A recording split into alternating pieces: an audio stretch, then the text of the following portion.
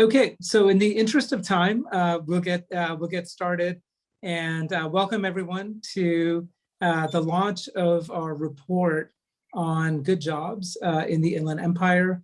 I'm Karthik Ramakrishnan. I'm the director of the Center for Social Innovation, but by no means anywhere close to being among the most important people in this report. I'm joined today by Michael Bates, who's a labor economist at UC Riverside, and along with Changfang Wang, who is his research assistant, and Changfang Zhao, who's his research assistant, and were key to not only producing the data but the interpretation in the report. Gary Redberg, our research manager, Beth Tamayose, our research director, also had a pretty heavy hand, and I was involved in different aspects of it towards the latter stages. There's a lot of important information here that we hope to get through in our presentation that Michael and Gary will lead. If you can go to the next slide. So that'll be a chunk of what we have. I guess Michael and Beth will be doing the presentation, and Gary will help lead a panel discussion with a bunch of amazing panelists, each having expertise in this area from different perspectives.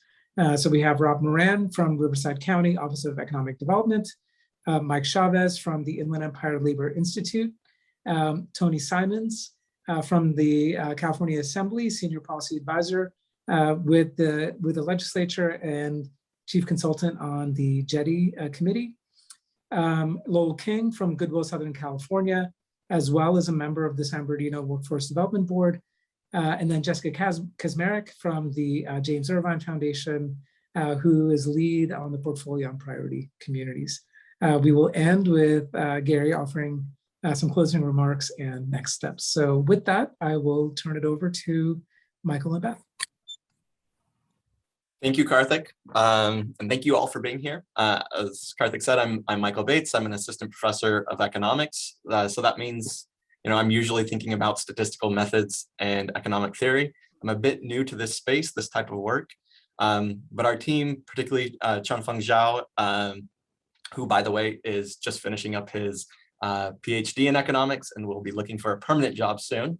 So together we have dug into the data from the American Community Survey, the Current Population Survey, and some cool new data from about online job postings from Burning Glass Technologies to put together some numbers that we think tell an interesting story about the labor market in the Inland Empire. Still, this is what we think is interesting, but ultimately we want to look into things that you all are interested in. So we look forward to hearing your feedback so that we can incorporate that into our next report. And so thank you. The Cliff Notes version is up here now. So to go through it kind of quickly, our story begins with before COVID-19 hit, and in the Inland Empire, the labor market was growing, but we want to know, well, what kind of jobs were we adding? So we develop a measure of good jobs and see what kind of job growth we were experiencing in the Inland Empire. We find that though the Inland Empire still hasn't caught up with other parts of the region in Southern California, like LA or Orange County, we were adding a lot of good jobs. Of course, then COVID-19 began spreading and really the bottom of the labor market dropped out. Those without a college degree were particularly hard hit, and the Inland Empire was as well. We're now seeing signs of recovery, but the recovery, so far has been halting and uneven. So that's sort of the upshot of where we're going. So if you need it now, want to go grab lunch or wander off, at least you have the gist of it. For those of you who want to dig into it a little bit more in detail, that's where we're going. So if we could advance to the next slide, please. So here we see that substantial job growth. Looking back right before the Great Recession, you can see that the Inland Empire was particularly severely hit by the Great Recession. This is showing growth in employment, but the Inland Empire outpaced the rest of Southern California, or the nation as a whole.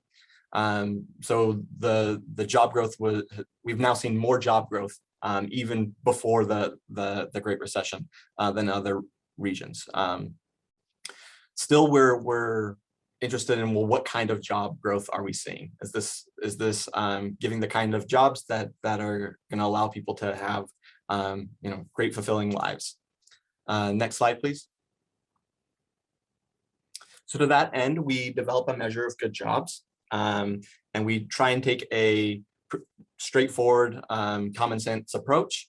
So we're defining good jobs according to really 3 criteria.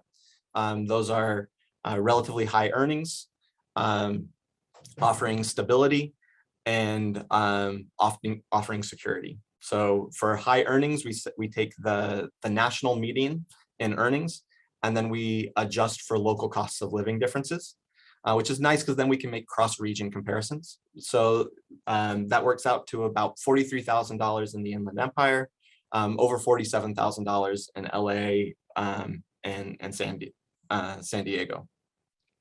We're then going to refine a little bit, saying for security, it's important to have benefits to avoid financial distress or ill health effects, and then stability with regard to the job being full-time and full year.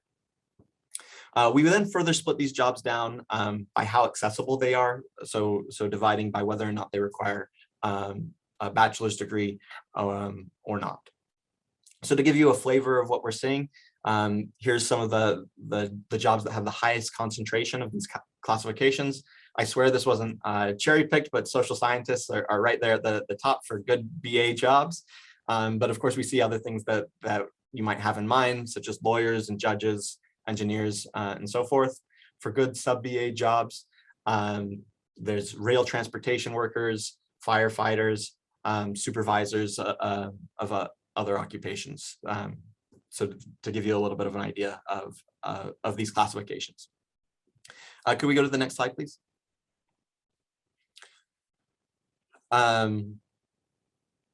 Now, one of the nice things about this measure is that we can make those cross-region comparisons. So this is a breakdown of different types of jobs across our region. And what you can see here is that the Inland Empire does lag behind a little bit in our supply, I guess, of good jobs. And to push a little bit further, we have a particularly low share of good BA jobs. Now that's a little bit of a double-edged sword, because on one side, that means that we have relatively more accessible good jobs, which we kind of think of as a good thing. On the other hand, the good BA jobs tend to pay higher. And I think that's an important thing to note. It can be useful to classify jobs like this because it gives us some nice statistics to point to. But it also masks some of the big differences in job quality within these classifications, which we go into a little bit in more detail, particularly in the data appendix. If you're interested, I encourage you to look at the report for that, because that's I think an important part to note. And next slide, please. It's also worth noting that the representation within good jobs isn't equal. So we see more men in good jobs than women, and a larger share of white workers are in good jobs as opposed to Black workers or Hispanic workers.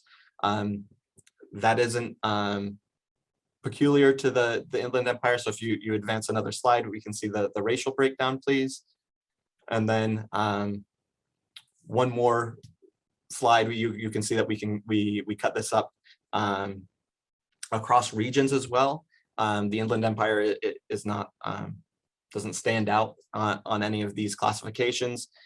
We also look at intersectionality of the two in the report. Here, I really wanted to just provide a little bit of a flavor of the breakdown, because I really want to get back to that question, if you'd advance the slides one more time, about what kind of job growth we're seeing in the Inland Empire. The headline answer is we saw growth in all types of jobs, and that the most growth in these jobs was in good BA jobs, which is the highest paying classification, which is great news. On the other hand, we're seeing the least growth among these accessible good jobs. And when you drill down in the data, you're seeing that a lot of the industries and occupations of these good sub-BA jobs are losing labor market share. So that kind of mimics a phenomenon that we're seeing across the country, a hollowing out of the labor market, where a lot of these jobs that were providing middle-class earnings are disappearing, and the market's becoming a little bit more polarized. It's still early. I mean, we are seeing that growth in these kinds of jobs, which is good, but it's something to pay attention to. Still, you know, this is a pretty rosy outlook, despite there being, of course, these areas that still need attention. But then, of course, we had COVID spread throughout the labor market, which had dramatic effects. If you could advance, please. Now, I can remember thinking that the bursting of the housing bubble with the Great Recession was a really abrupt economic disruption. But you can see here that the pandemic is so much more severe. So the solid lines are for the Inland Empire, California, and the United States with current data. The dashed lines are looking back as we led into and the early onset of the Great Recession. And you can see that those falls really across the board were dwarfed what we had seen in the Great Recession as far as the rapid severity. And you can also see that the Inland Empire was particularly hard hit here. So we have a drastic drop and of about 10 percentage points. And I should point out that this is employment to population ratio, which is a statistic that I think is particularly useful. And we have unemployment rate as well, which is more often used in the report. The nice thing about the employment to population ratio is that it's more inclusive. We could have the unemployment rate drop if people are scared to look for jobs and don't do it because they don't want to get sick. Of course, those people don't disappear. The employment ratio to population ratio continues to count them. And so that's why it's a good summative statistic. So now we want to say, well, what kind of jobs were hit? And if you could advance one more slide, we look at this. Again, looking at the classification of good jobs, here we can see that everyone felt the impacts of the pandemic. And of course, this is just the economic and labor market impacts. Of course, the pandemic has touched many other facets of all of our lives. But here it does show that the effects have been uneven. Good jobs fared relatively better, particularly those that required a college degree. We had the largest declines in employment among other sub-BA jobs, adding further evidence that this crisis has been exacerbating existing economic inequalities. Please advance one more slide. And so, good. Indeed, like when we look at this industry breakdown, the most affected industries were in hospitality and other services, which are generally big suppliers of these other sub-BA jobs. As we go into this industry breakdown, I do want to add one caveat here, which is that we should be a little bit cautious because we're cutting the CPS. This is data from the current population survey. I perhaps should have said as we're moving to different sources of data, but yeah, we're cutting the data pretty finely here as we're looking at industry by time in the current population survey, but still I think it paints a pretty useful picture to see where we stand. We did see growth in construction, transportation, and warehousing. Getting to that point about cutting the data finally, we do see some growth in administrative support, but we'll see shortly that was very temporary growth and could be sampling error. If we go to the next slide, please. Now we might want to say, well, since the trough of the summer of 2020, where are we seeing signs of recovery? There you can see that administrative support has seen declines since that trough, but other than that, really across the board, we were seeing signs of growth, which is promising to see. Here, I should say the green bars are numbers of jobs or job growth from the CPS, whereas the blue lines are from job postings.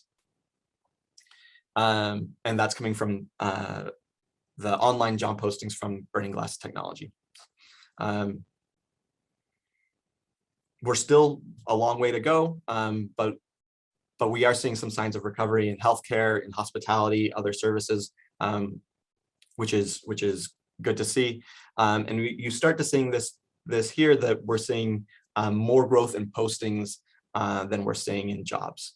And if you move to the next slide, we focus in on the postings, breaking that out by types of jobs.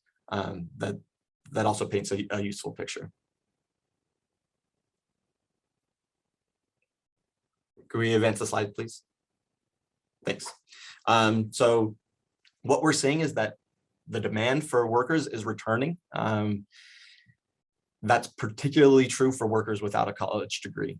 So while there was that immediate drop in the red and orange lines that are good and other jobs, cutting by whether or not they require a BA, or sorry, both of those don't require a BA, that returned really quickly. And already we're seeing that job postings for workers without a college degree are higher than they were prior to the pandemic. So what's that's telling us that the demand for those jobs is there.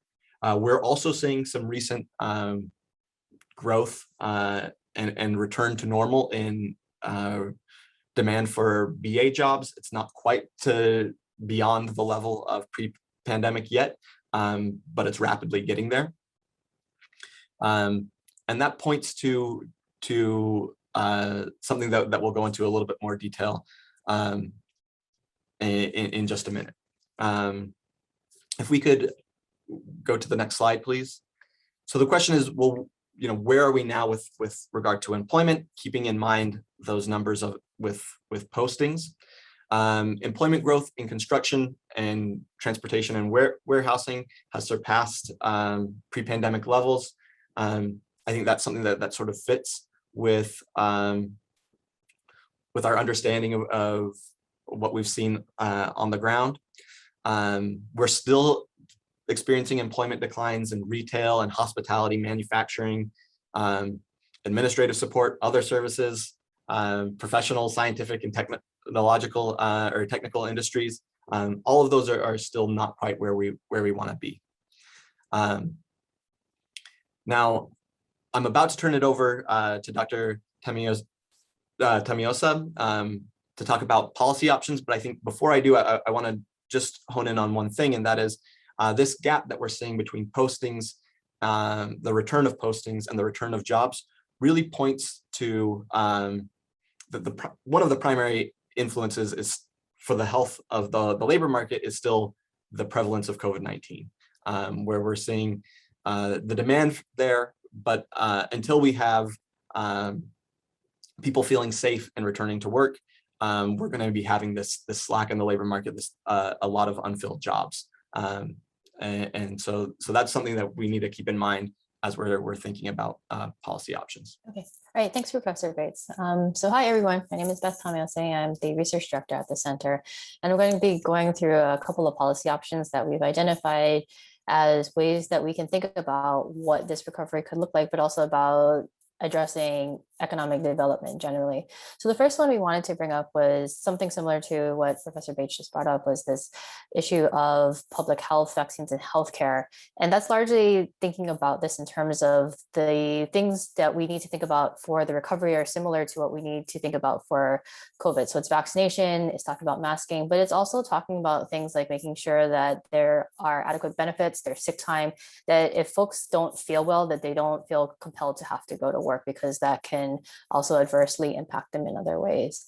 A second thing is workforce development, and this can take the shape of several different things. So part of it could be apprenticeships, some of it could be on the job training, but it's looking at basically upskilling workers in a variety of ways. And what we have listed here are a couple of examples of workforce development initiatives that are in the area right now that have shown a lot of promise for helping create other pathways to good jobs.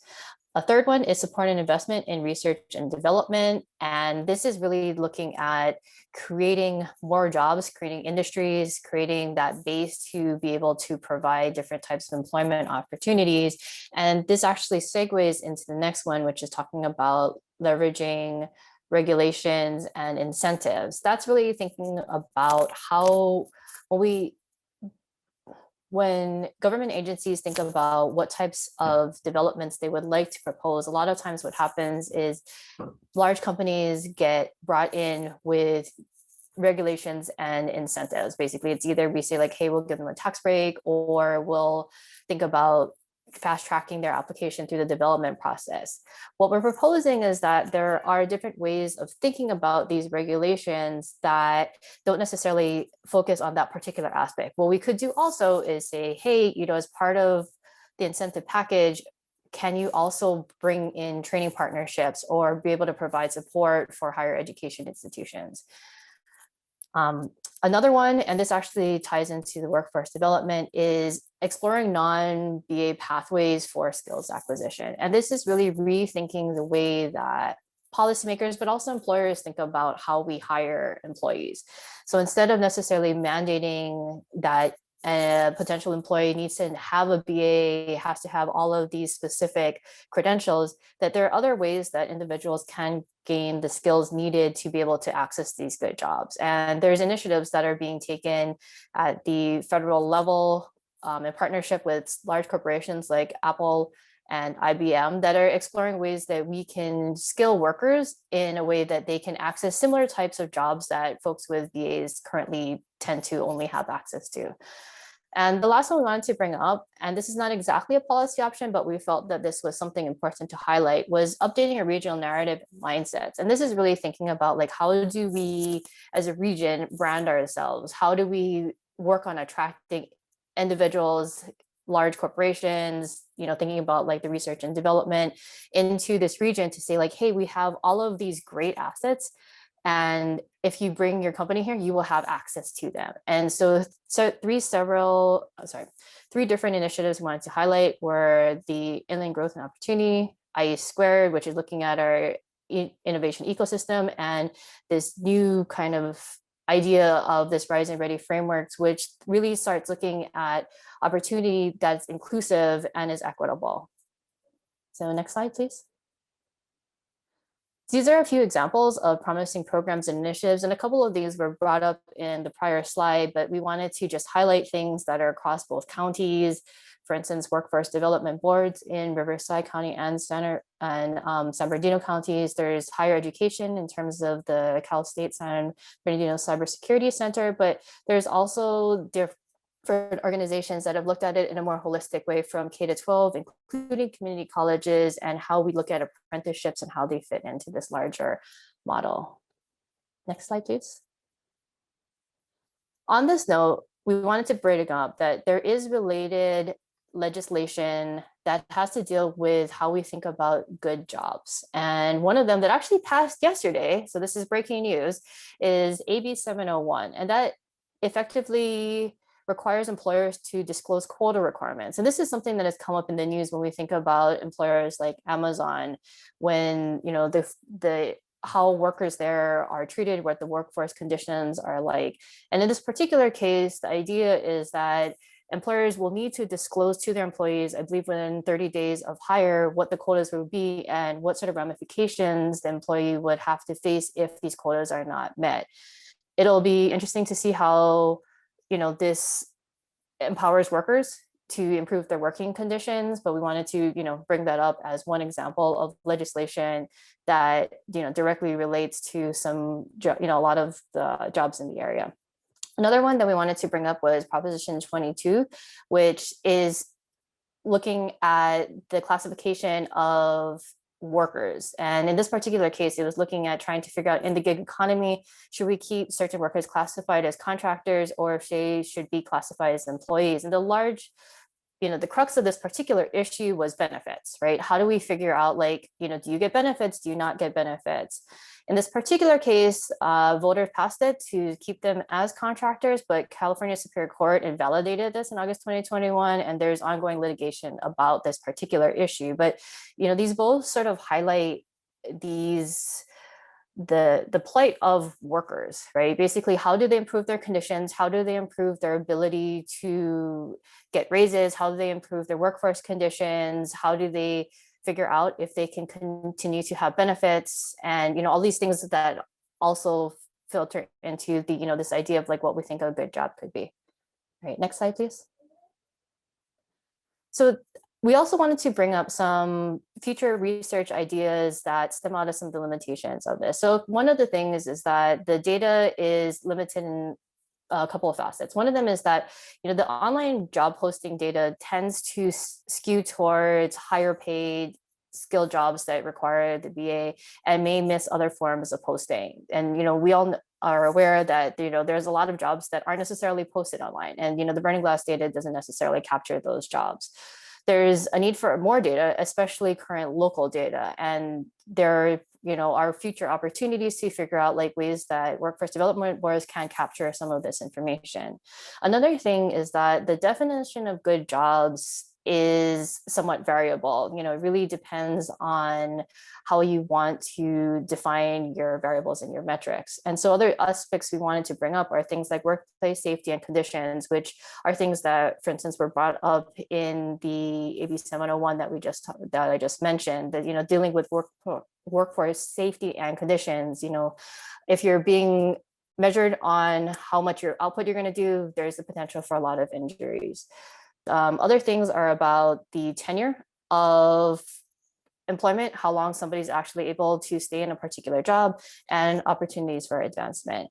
And these bring us into the idea of future research. There's definitely different ways that we can define what a good job is, and we could take a more holistic view of this and the definition of good jobs, going beyond necessarily just the quantitative aspects in this.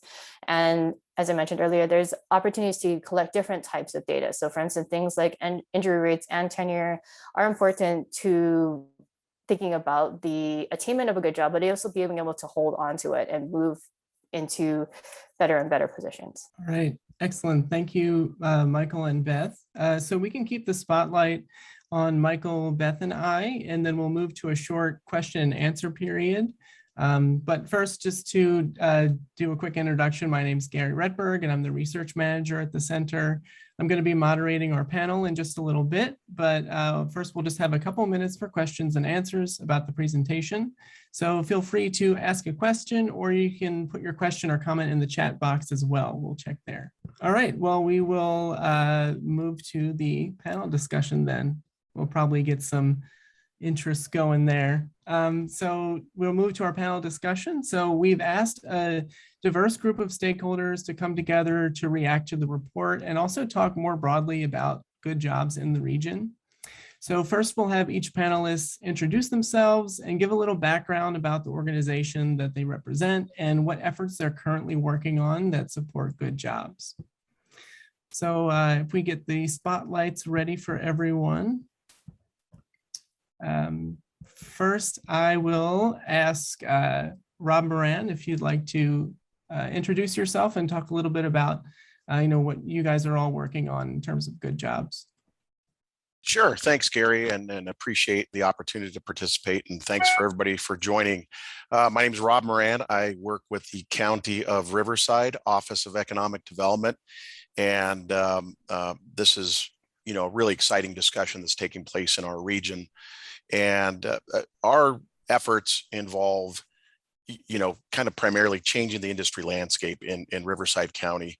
And I think obviously that is the entire region.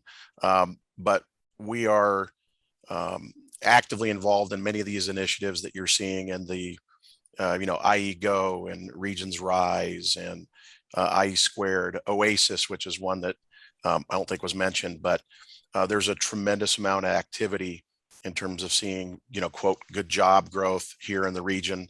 And we're actively involved. I think we'll talk a little bit more about that during the panelists, but just wanted to say thanks for allowing us to participate. Thank you, Rob. I'll go to Mike Chavez.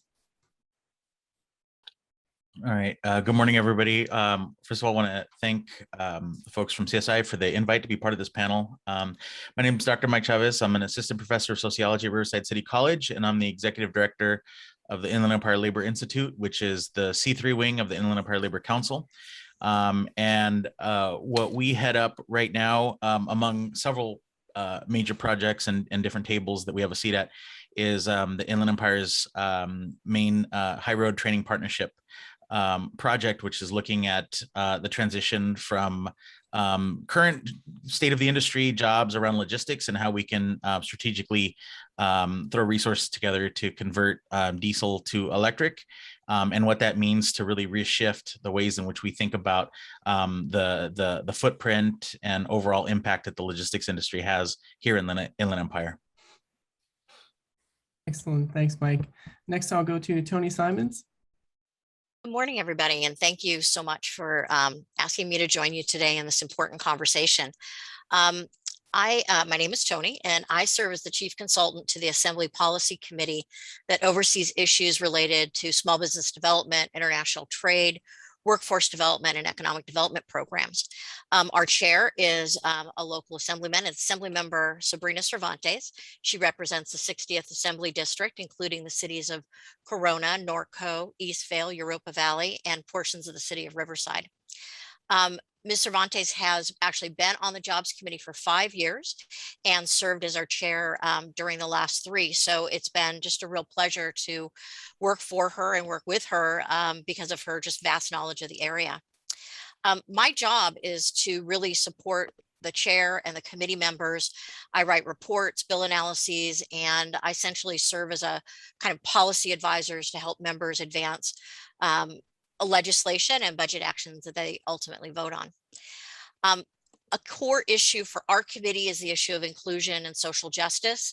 We have had that as a core for through many assembly member chairs. And we don't see any contradiction in having both a strong and an inclusive economy.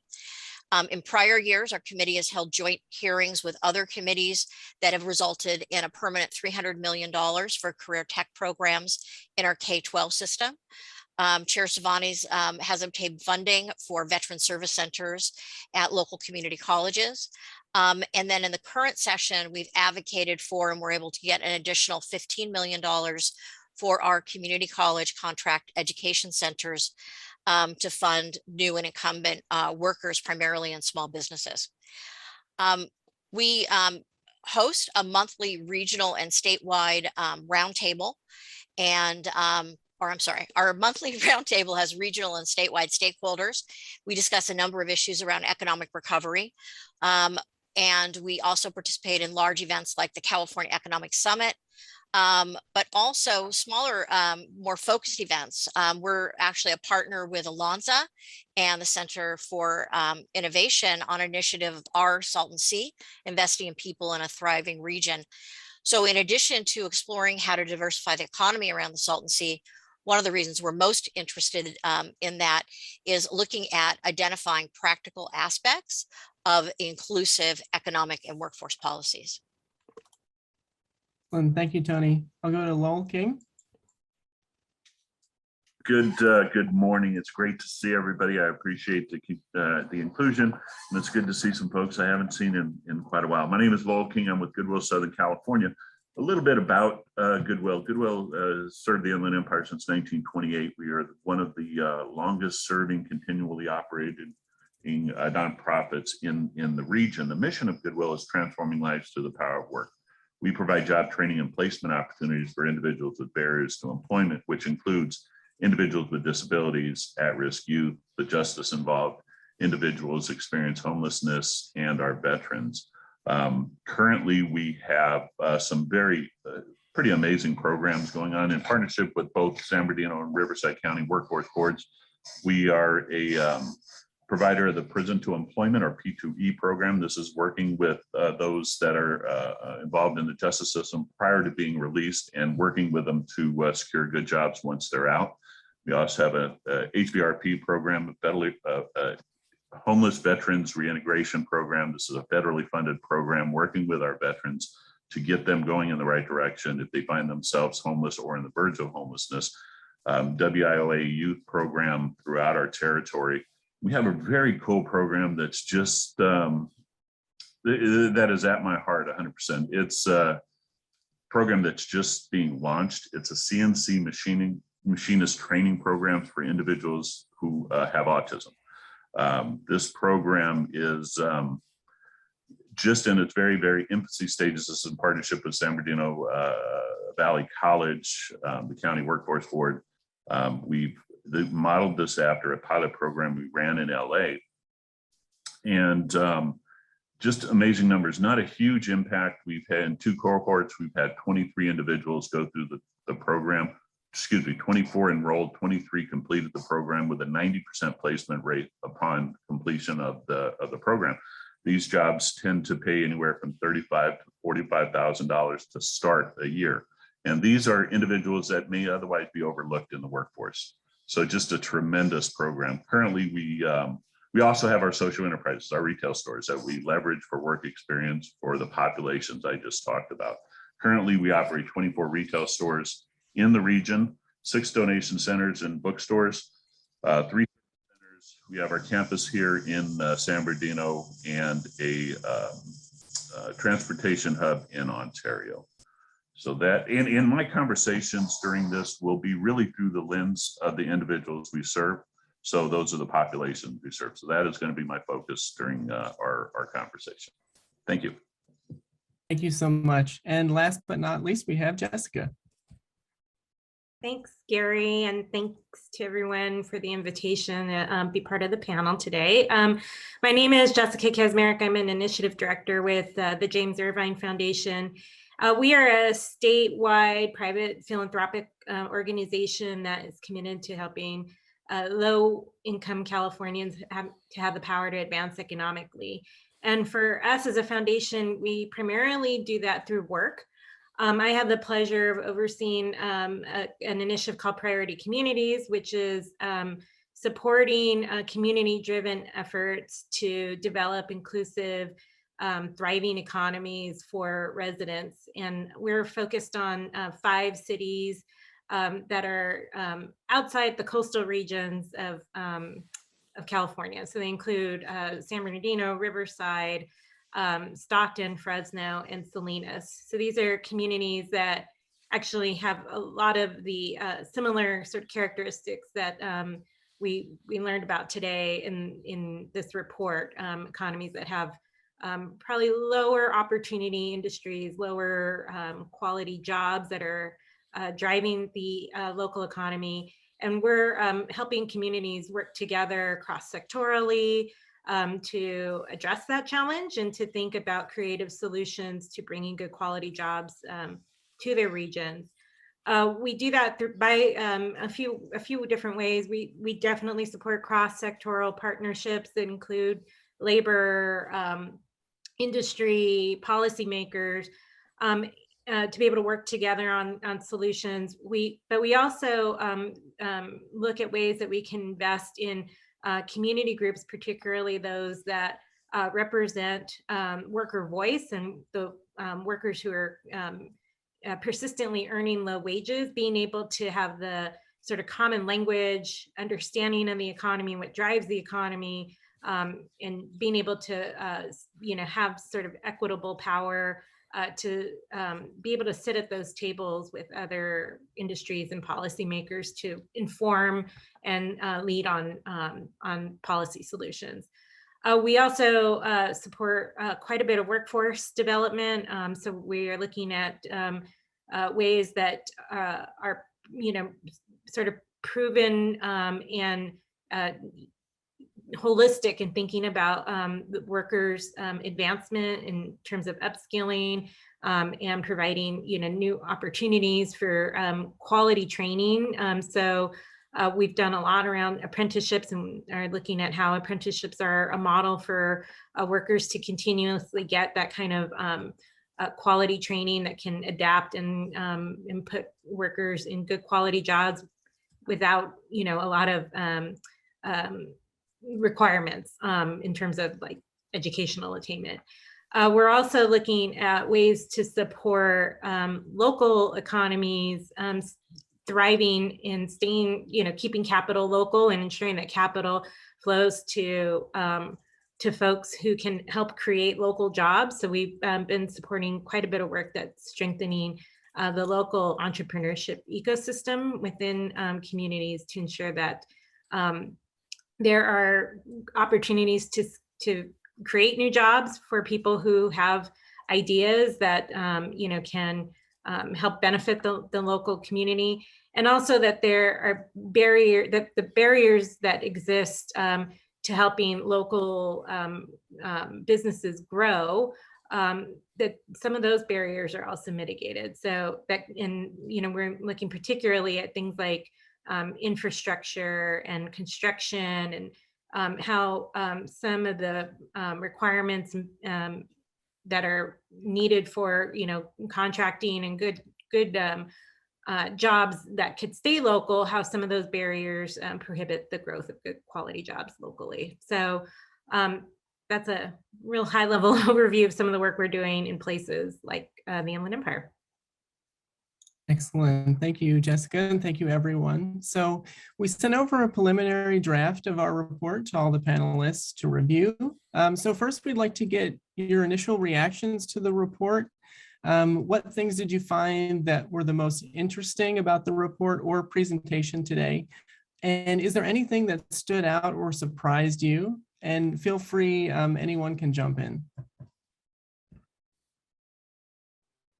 I'll go first if that's helpful. So I think that really there's two pieces. Most surprising, and I think this is actually one of the a key piece, is the 31% decline in manufacturing.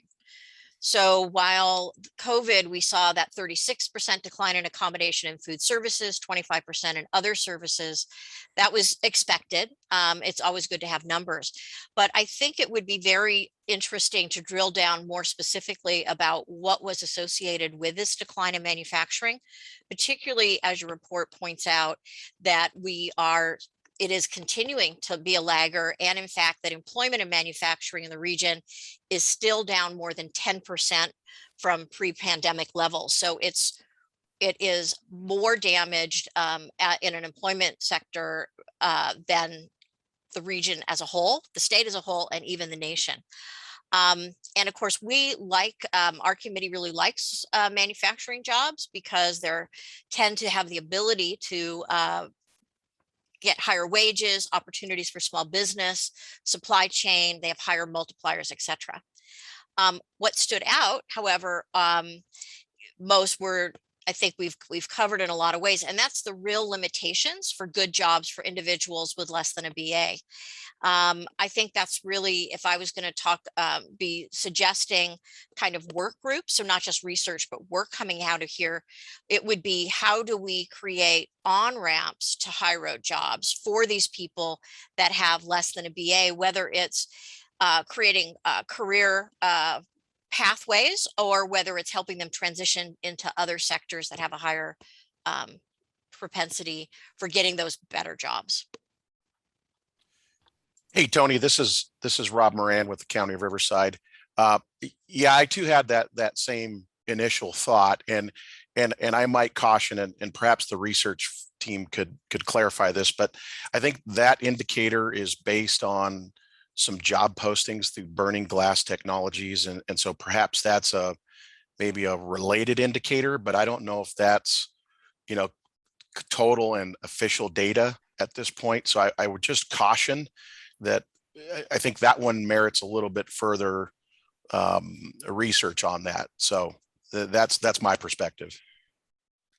Yeah, I'll jump in a little bit, and thank you for bringing that up, Tony and Rob. So that figure or that particular number comes from the current population survey. It's not from Burning Glass Technologies. So I think caution is warranted. I think you're both right with that, because what we're doing is at that point is we're looking at pretty small sample sizes when we're looking at essentially 6-month periods or 6 rounds of the CPS, but then cutting it down by industry. And that we went to the biggest level of industry that we could in order to have the largest sample size. That number does seem to be driven at least somewhat by getting some pretty high numbers on manufacturing right before the pandemic hit. So particularly if you look back at the CPS for the Inland Empire in January and February, even back to December of 2019, it could be that there was some real large growth happening in manufacturing right before the pandemic, or it could be a little bit of sampling error in both directions that could be exacerbating it. But I did a little bit more digging looking at some other indicators, and you don't see it as much in the like quarterly workforce indicators data, but it could be that there's a bit of a discrepancy there between what people are saying on like the CPS about whether they're working, and what companies are reporting as far as who they've laid off. So there's still some uncertainty, and that's why we point to the limitations being like we want this more current data on local data, but yeah, I guess that's where the numbers come from, and that's what we're seeing on like manufacturing in particular, also with professional and technical services. That was another one that we flagged as being a bit surprising, and I think it's warranted to have some caution in thinking about that. So what I wondered whether or not we were seeing any relationship to the essentially disruption in global supply chains. Riverside has done some deep and very impressive work in global connections. So I also wondered, is that something we should be looking at as the, shipping has completely changed, even air travel, is that impacting manufacturing? And the good part is if we could figure out what it is, we've got great people like Rob and his folks that could say, okay, maybe we need a different place to be putting those products, or maybe we need to be sourcing. And the state actually has a program to help manufacturers find a new source of products that might have been foreign. So I think it's a really important place because, manufacturing jobs are just valuable. That's a great point. I'd like to step in just to kind of add to the conversation. So what struck me most about this report was not necessarily that anything was necessarily surprising for a lot of us, and not to underscore the importance of this, but actually having, the data, the numbers to really back up what a lot of us on the labor side have been very aware of with these growing problems, growing issues, especially I think one thing that without a real careful eye on this could fly under the radar for a lot of folks is how much during the pandemic the gap between the top earners and everybody else, how much that gap widened. And if anything, what that highlights to me is that recovery efforts are really going to take a courageous and creative revisioning of what the economy for the Inland Empire should look like. It's for a lot of people are really suffering, but that's not to say that that kind of economic plans and the playbooks that are used by a lot of industry-driven initiatives aren't working overall. I think that kind of driving down wages is a goal for a lot of the industries that come to the Inland Empire looking for cheap labor. And so when when I think about, the work that we're doing, so maybe I'm a little biased, but I do think that, especially the work that I head up and being involved with the different organizations, I think that this is really going to require an effort that's led by labor, that's led by workers, that's led by the grassroots of people who can, organize, can make demands for what the future of work is going to look like. We know that that logistics and warehouse has a firm footprint in the Inland Empire. And rather than trying to figure out how we just plug our community members, our union members, and our family members into those jobs, what are the ways in which we can prepare them for making sure that that their demands are met, that these are sustainable living wage jobs? And it might even require us to rethink what living wage and good jobs are beyond some of just the most basic needs. I think that a lot of data that I've seen, and I'm not referring necessarily to this report here, but a lot of data I've seen paints what we believe is kind of a skewed picture of the Inland Empire, especially when certain regions that have historically been rather economically depressed, like San Bernardino, we see numbers come out of like Brookings that suggest that there's a lot of high income households that are moving in, but what a lot of that data doesn't account for is multiple families living in a household, how many people are working multiple jobs. And so those numbers can really, really be skewed. And but on one hand, it really does favor kind of these industry-led initiatives when it comes to the Amazons moving into the region and looking at what type of resources that they can kind of leverage when it comes to negotiating with local city and municipal governments.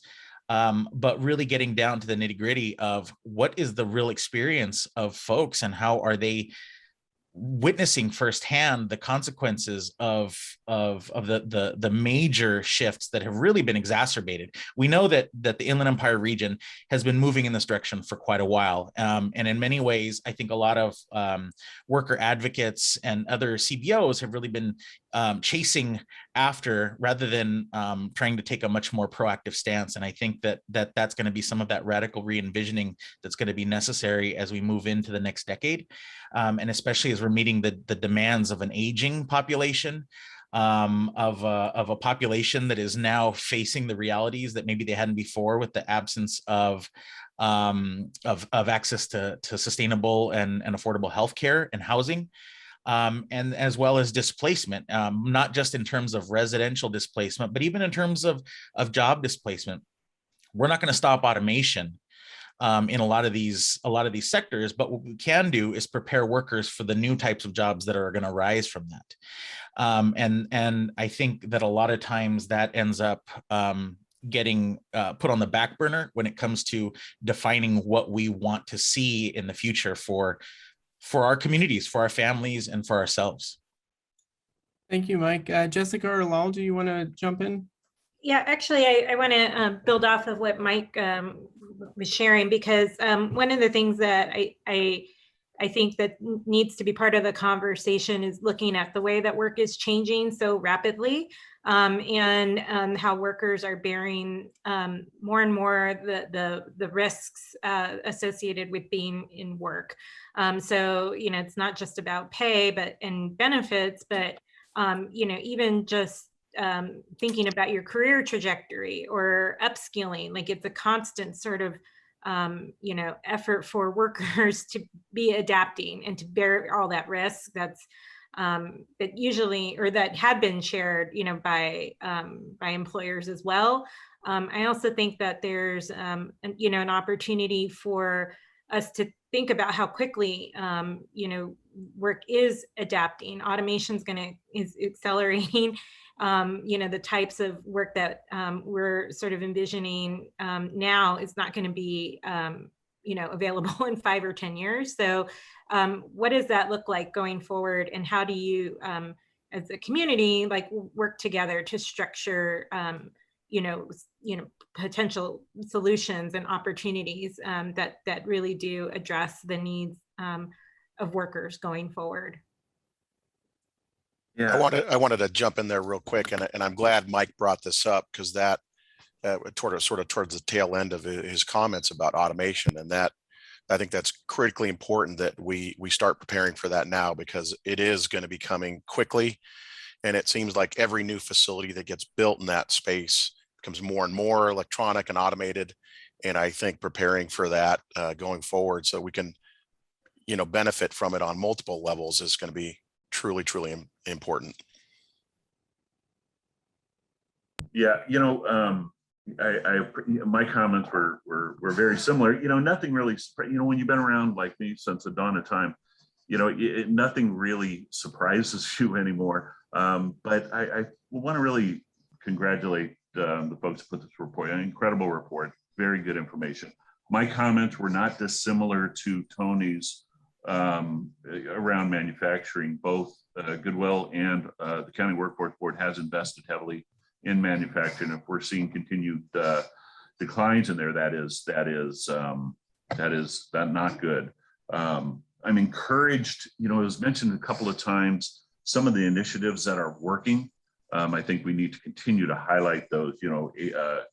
HRTP, the Launch Initiative, IEGO, Slingshot, and these are proven programs that propel people from a job to a better job to a career. And I think that's where our focus needs to be. Lastly, really highlighted to me the need to continue to focus on equity and inclusion and really embrace the fact that given the opportunity, everyone in our region can contribute to our economic recovery.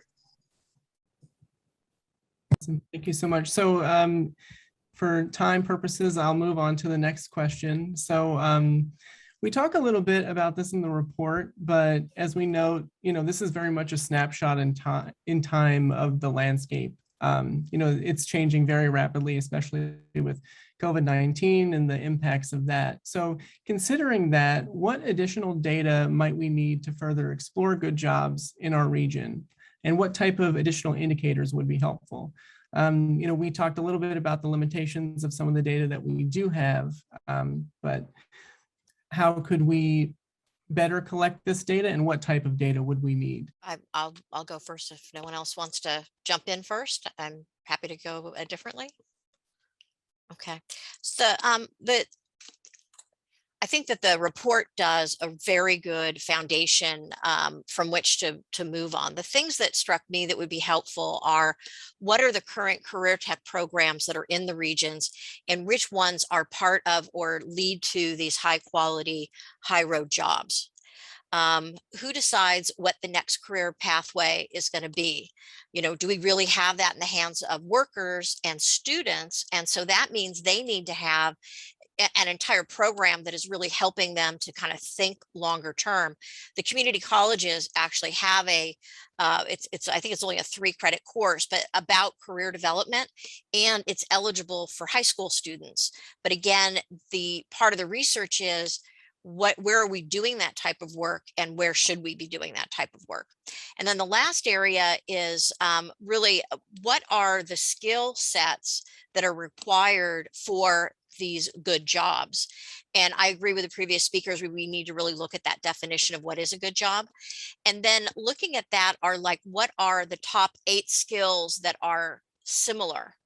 We have not done, at least at the state level, there may be done otherwise, this kind of skill set assessment, and then figure out where are those skills being taught or where's the entry to those skills being taught. Anyways, those are my suggestions. It's not so much data as in measurement. I think we already talked about manufacturing, but it's really understanding the ecosystem of education and career development within the region, down to the level of articulation agreements that exist between K-12 and community colleges, so that we have better information for that student and worker, and then also better education, because you don't know that 5 miles down the road someone's doing something that might be very relevant to a business, or it might be relevant to a teacher. To jump on that, so as an educator, I find myself particularly interested in knowing what type of information is available to future workers, to students, and not just college students, but K-12 as well. What I find is that it's a form of disempowerment for a lot of workers when they're chasing whatever openings are there rather than having a robust understanding of the career pathways, the opportunities, and resources that could possibly be made available, and what are some of the gaps where we need to really focus on emphasizing. So, especially in this economy, and I'm speaking as somebody who went through the whole public system from K-12 and higher ed and graduate and beyond. And, a lot of folks today are being, what's the phrase, being sold a bill of goods. I mean, when they come out with tremendous amount of debt that they're never going to be able to get out from under, with competing for the same jobs that they might have been able to access without a college degree before, but now need it, or even a master's degree.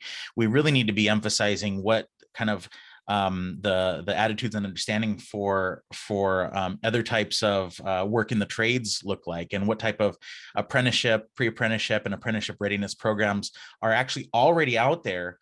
And then we can kind of better understand, are they being utilized to their maximum capacity, or is there a justification for leveraging better funds and resources and better training into these things, so that folks who aren't on the same path, who maybe don't want to go down the 4-year college degree or beyond, have equally a wonderful chance at supporting a family once they're out in the workforce.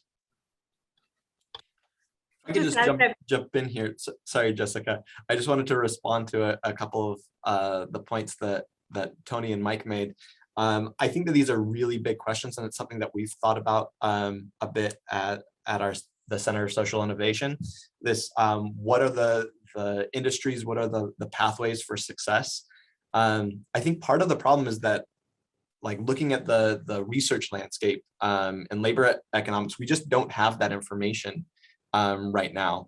As far as, what industries or what jobs are bringing value added to people's career trajectories. So that's something that we would like to do.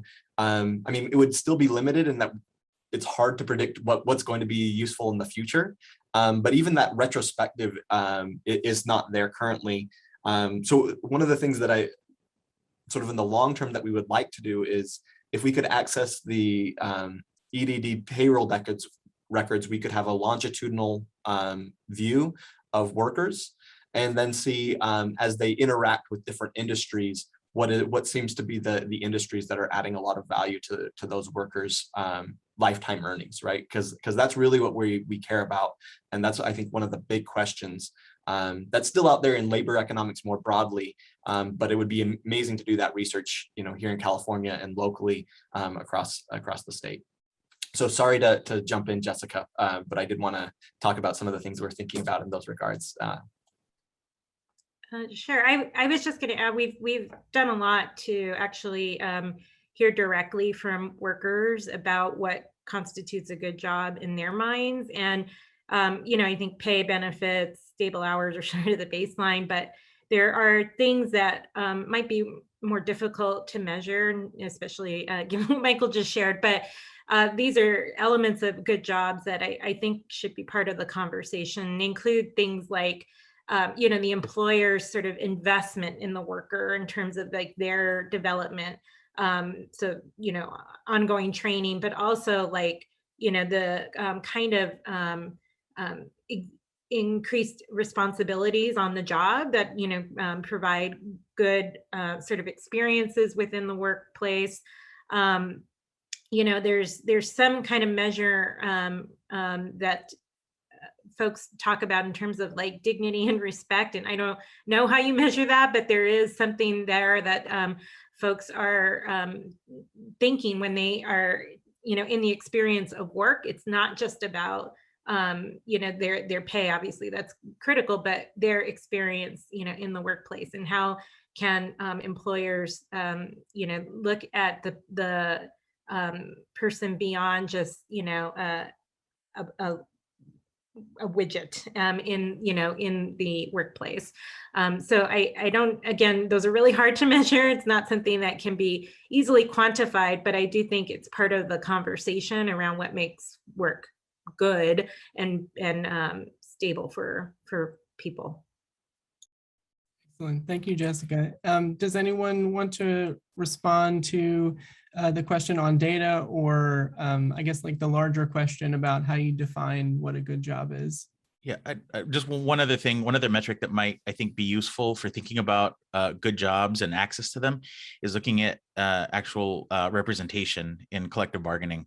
On average, we know, I think it's but worth repeating. Union workers have a higher standard of living, better quality of life, tend to have better pay, better access to benefits.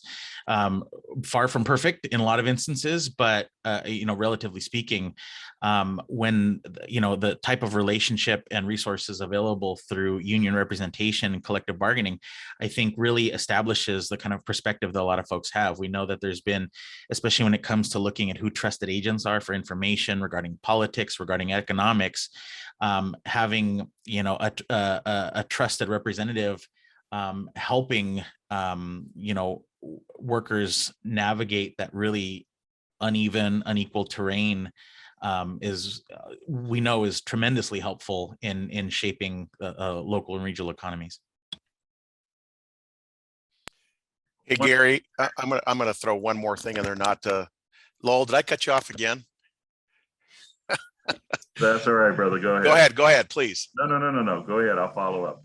I was going to throw this in here, and I know it's not job related, but one of the things that we collectively have to address that is impactful is the whole housing situation.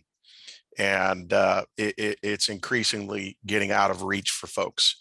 And that's something, again, we collectively have to address. I know it's a whole nother topic for a whole nother day probably, but we got to make sure we keep that on the radar and how we keep an affordable, adequate supply of housing. And I'll just leave it at that. Real briefly, and perhaps this is a bit self-serving, but I would like to see more data on the individuals with barriers to employment. For example, how can we help to lift up these individuals thinking job, better job, career? One of the stats, we just had our workforce board retreat last month. One of the stats that I found that I haven't heard much of before that is just astounding is combined San Bernardino and Riverside County have the 4th number of out-of-school youth in the country. I mean, that's a staggering number. What are we doing for them? How can we help lift those individuals up?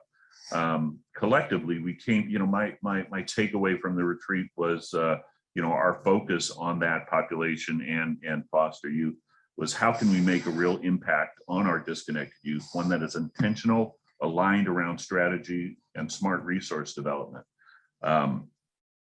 Again, this is really thinking from, not everybody's going to, if somebody has never worked before, land a good job, if you will, on their first time, but it's really taking them through the process, staying connected with the individuals you serve, thinking job, better job, career. We had a lot of conversations in the chat. I noticed a lot about pre-apprenticeships, apprenticeship, paid work experience, upskilling. I mean, those are all right on target, in my opinion, especially with the populations we serve.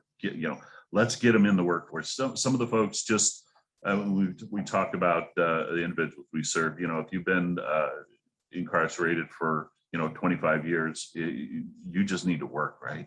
You need that work experience. You need to be paid. You need to be able to stand up on your own feet. And I'd like to see some of the data address those population, because in a sense, that is who we are. Excellent, thank you. I see Ricardo you have your hand up. Did you want to ask a question to the panel? Yes, and actually I want to add on something. My name is Ricardo Cisneros. I'm the Executive Secretary Treasurer of the Inland Empire Labor Council. One thing that Lowell just brought up, it's about folks that are incarcerated and trying to get them back into society and get them into a job, but just not any job where they're going to continue to struggle and then eventually fall back into that system trap. I have one example. We have a brother that's an iron worker. He was incarcerated for 20 years. And before coming out, the iron workers have a program where they work with correctional facilities, where they come in and they mentor these guys and mentor these folks into a pre-apprenticeship type of program. one testimony that I have is one of our brothers went through that program, came out from the prison system, right away went into the apprenticeship program with the ironworkers. Now he of course he passed his apprenticeship time. He's now working, and I can say this: last year he purchased his first home. So those type of programs work. But the thing here is that we have to work as a community, and open up those programs so folks like that can take advantage of it, right? And the same thing goes with kids that don't go to college and just and actually also, we try to help them out to move on and at least get their high school degree so they can go into these apprenticeship programs. But we can create those pathways. But there's also another thing that also needs to happen is that in our region, as what we're building now is continuing to push for these community benefit agreements where there's contracts with these cities in regards to construction, where the apprenticeship programs can get opened up and bring more apprentices in, because we'll be able to provide the work to come afterwards, right? Because the apprenticeship program is hands-on work experience. And if we don't have the work for them, we can't open up the apprenticeship programs. So that is something that we're going to have to work on, especially on the recovery phase. How is it that we can build on that? And that's also going to affect the standards for unionized workers and non-union workers. Because there's, the myths about community workforce agreements or PLAs are that it discriminates against the non-union worker, but it doesn't, because majority of the folks on that job are also non-union workers. The only difference is that now that they're on that job site, they get benefits. That's the only difference. But the thing here is that we have to collectively work together to build that. The other thing that we need to talk about is childcare, because a lot of folks are looking at going back to work, but they're having an issue obtaining childcare. Or say for example, I can give you one example. We're talking to one childcare provider that just unionized, and she lost 2 clients just because through the monies that they were receiving, one of them was $20 over the threshold, and just due to those $20, she lost her services. So now if she wants childcare, she has to come out of pocket. She can't afford that. So what happens? Now she is stuck, single mother stuck, trying to figure out how to get care for her kids and still maintain to put food on the table. So those are some of the things that we need to tackle on top of everything else that was discussed today. So, I know in the workforce boards, we've been talking about that. I know Joe's part of the recovery task force. Those have been conversations that we've been talking about, but this is a serious issue that's impacting our workforce that's trying to get back to work. So we do have to figure out ways to tackle that. Thank you. Yeah, thank you, Ricardo, for those comments. Yes, it's really important to understand jobs in this larger context of health, housing, and other barriers. So in the interest of time, we have 2 more questions to get through for the panel. So we wanted to shift a little bit and talk about narrative. So the report talks a little bit about how narrative can really shape a region. Essentially, we're talking about, what is the story of the IE and how do we communicate and interact with people that are outside of our region. So what do you see as some of the dominant narratives surrounding jobs in the Inland Empire? Do any of these narratives need to change?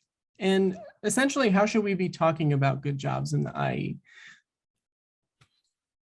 Well, I can a little bit of anecdotal evidence, I guess, which is really, I think, supported by a lot of the data here, is that in the IE, often I just think about the interaction I have with my hundreds of students that I have come through my classes every single semester. And the narrative over and over and over again is the good jobs are the ones that'll call them back. So when I have, students that are formerly incarcerated, and only a warehouse will call them back. When I have students that have, or workers that have a gap in their work history, and it's only a warehouse, or they have to go work for Uber or Lyft because it's the only place they can find any sort of income. I think that from what I've seen and from what we hear, the vision of a good job is very different than the actual belief in what exists in terms of good jobs, and absolutely the narrative has to change. And that's kind of goes back to what I started saying at the beginning here, was that this vision really has to be driven by workers themselves. Because if we continue to leave it to industry, it's going to keep going in the same direction, no matter what type of preparedness we offer to workers. It's going to be a matter of they're going to be chasing whatever's out there. And the Inland Empire historically, especially for the last couple of decades, has just been looked at this wonderful place to come and just exploit, vulnerable people, and will be welcomed by local leaders and stakeholders. And so absolutely it needs to change. And that to me is what majorly the dominant narrative, what currently exists right now. I just want to build on that, because I do think, part of the narrative is like, oh, we're increasing the number of jobs in the region, and that's a good thing. But again, looking at the quality of jobs is essential, and, just job growth or economic growth without it being, providing good opportunity centered in equity, when you're thinking about that opportunity, is not going to be good for the region overall. I think there's also something about promoting high road employers, and the work that the high road employers, the kind of work that they create for their employees is something that should be, talked about more in the region, setting the standards for what work and industry practice and employer practice should look like. I think we put a lot of that, the burden on workers, to be prepared, to be skilled, but where is the employer responsibility or industry responsibility, and the region's sort of expectations around that? I think that there's an opportunity there to have narrative that focuses on those elements. Thank you, Jessica. When I think about narratives, to me, it's telling our story, right?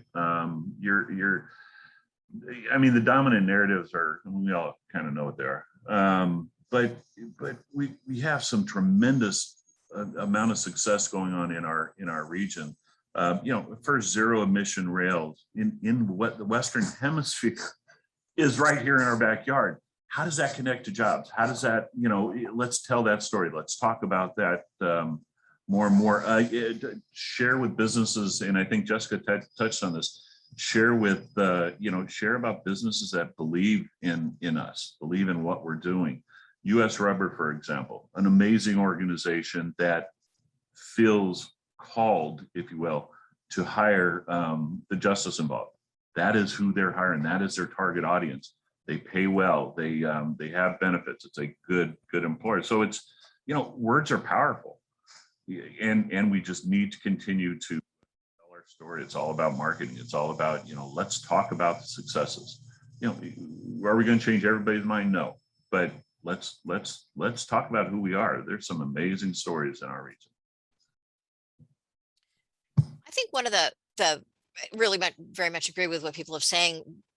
We've been thinking of it as the sense of how do we create a more integrated narrative. So sometimes people will say, oh, if you're going to college, you have a pathway, you're on a path.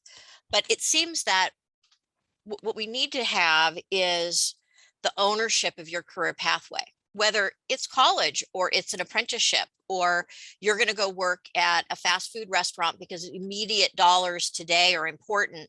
That worker also needs to understand what's your career pathway. How do you become a manager, or how do you do 2 years here that's going to allow you to get another one? And get a job, better job, good job.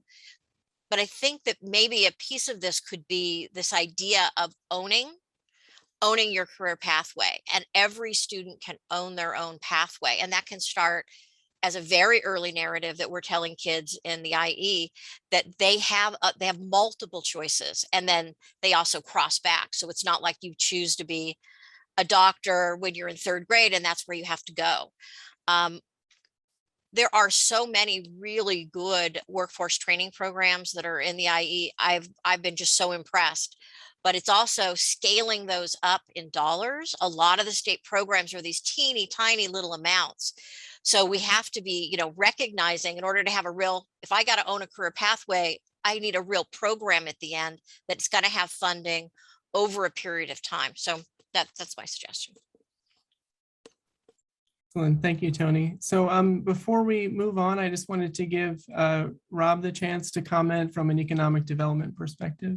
Thanks. Well, I'll share, part of the narrative discussion that centers around, OASIS and IEGO and some of those other efforts, which is maybe a little bit different here. But part of the thought was that there's no, high-tech jobs, or there isn't any technology transfer, any of those things. And again, it's a little bit of a different segment that we're discussing. That's one of those things that, historically people haven't viewed this region for that. And I think a lot of the work that's happening at UCR, Cal State San Bernardino, even some of the community colleges in that space is showing results, may not be reflected in the official numbers yet. But that, I think, is going to be a changing narrative for this region. And in the idea, and I know specifically with UCR's objectives, is that they are inclusive and diverse, and not just, a PhD level individual. And so I think that's some of the exciting work that we see happening in that area that is most certainly going to feed into and help change the narrative about that particular space.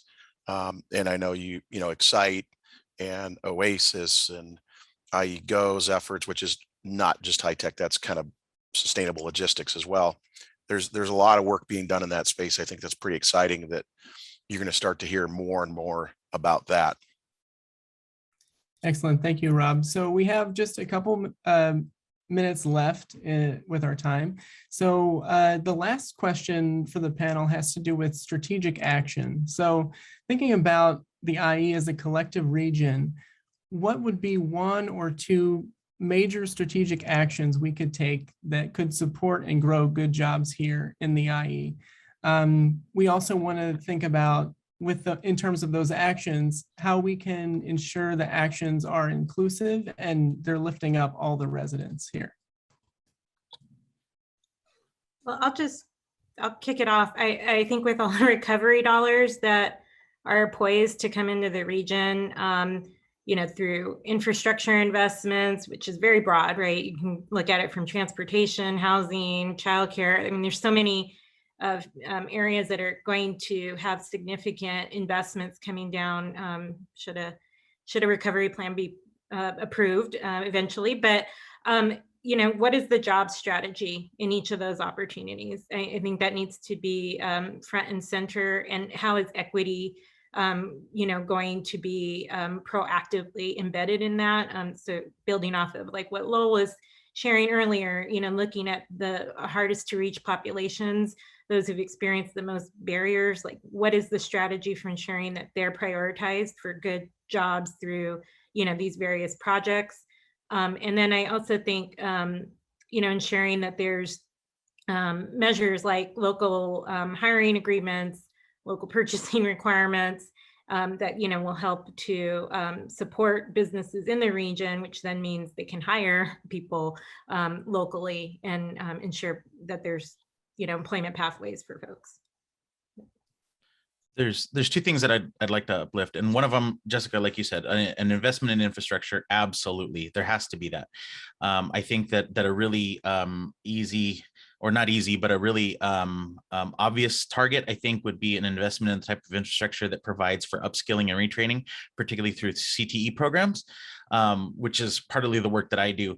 But also one of the most, I think, more immediately attainable goals is like to uplift what Ricardo mentioned with community benefits agreements, which assures an investment in the workforce and investment in communities, and it assures to a major extent that jobs stay local, those dollars stay local, and we know that an investment in communities, whether that's education, whether that's jobs, especially some type of structural protections for people who have been removed from the traditional pipelines, formerly incarcerated, disabled, elderly, especially people of color and women that aren't in certain traditional job pathways, that those doors remain open. That's something that really we've at the Labor Council been pushing to really help hopefully get local governments to recognize is a good and sound investment in uplifting the economic conditions for our region. So my quick comments, and I think the good doctor mentioned this early on in the presentation, focus around public policy and how could we help build policy that supports good jobs, whether that's through apprenticeship, however that's through. I mean, we have tremendous assets, CSI, great public policy. Julian at Community Foundation, tremendous mind. We have some business groups, IEP, Inland Action, Monday Morning Group, that we can have conversations with and have them help move public policy. One of the amazing things, and I think we mentioned AB 701, and I believe Assemblymember Medina passed a bill that focuses on Cal grants and whatnot. Great stuff. But one of the things I would like to see, leverage those around us. Who around us can help. As chair of Inland Action, I can guarantee we would be open to any conversation that's had.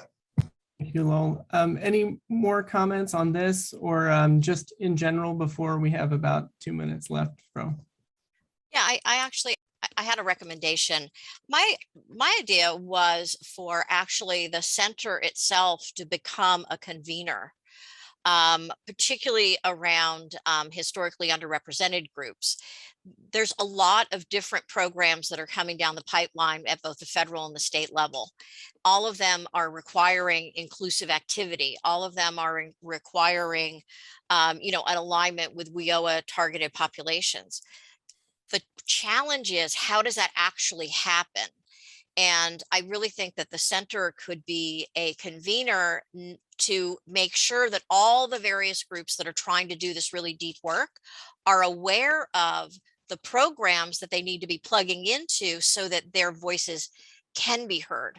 Because underrepresented groups are that way often because people are too busy, or they don't know the right website, or they're not available on Tuesday at 3 o'clock in room 501. So that would be my recommendation, is trying to not become their voice, but to amplify the voice so that they can be plugged into the various initiatives that are going on. Thank you, Tony. Gary, I'll just add real quickly that and it kind of piggybacks on top of what Tony just said, is that it's this engagement. I think I can't recall a time in our region's history when we've had this many different stakeholder groups together in one virtual room, so to speak. And I think that's one of the things that technology allows us to do. And I think it was Mike that said earlier that he used the term trusted agents. We found during the pandemic that there are a lot of our residents, our constituents that aren't engaged, not necessarily because they don't want to be. In some cases they can't, and they don't have access to Zoom. Their computing power is limited to a phone, and they're not always getting the latest updates and the latest flyers and emails and whatever. And I think that those trusted agents are going to be important in kind of helping get the word out. But I think just having these regional convenings, working as a coordinated region, it's really not something we've done before. Perhaps we've done it in pockets, but not having all these different diverse stakeholders, and diverse in every way, shape, or form, together in one kind of body. I would say, and I know this can be challenging, is that we need to continue to strive to have industry be a part of it. And both in IEGO and this group, we need to make sure they're at the table as part of the equation as well. So, and thanks Gary and Karthik and Michael and everybody else for putting this together. I'll just stop. Well, thank you, Rob. We really appreciate it. Any final comments from, I know we're a minute over time, but any final comments from any of the panelists before we close out? All right. Thank you all. That was really helpful. Awesome. So thanks again to our wonderful expert panel for a great in-depth discussion. And a special thank you to everyone who attended and participated today. So we hope to continue these conversations around good jobs and inclusive economic recovery as well. And we'll be continuing this work through more research, initiatives like the Inland Empire Innovation Ecosystem, that's iesquared.org. And on behalf of CSI, I thank all of you for sticking around. I'm going to be sending out a PDF of the presentation and of the report with some links. It's also up on the website now, so you can access the report and explore. I also put my contact information there. If you have any questions, feel free to contact me and I will help you out. So we'll also be posting some additional resources as well. We'll have a data appendix that has extra graphs and tables. So thank you all again, and I hope you have a great day. We really appreciate you spending your morning with us.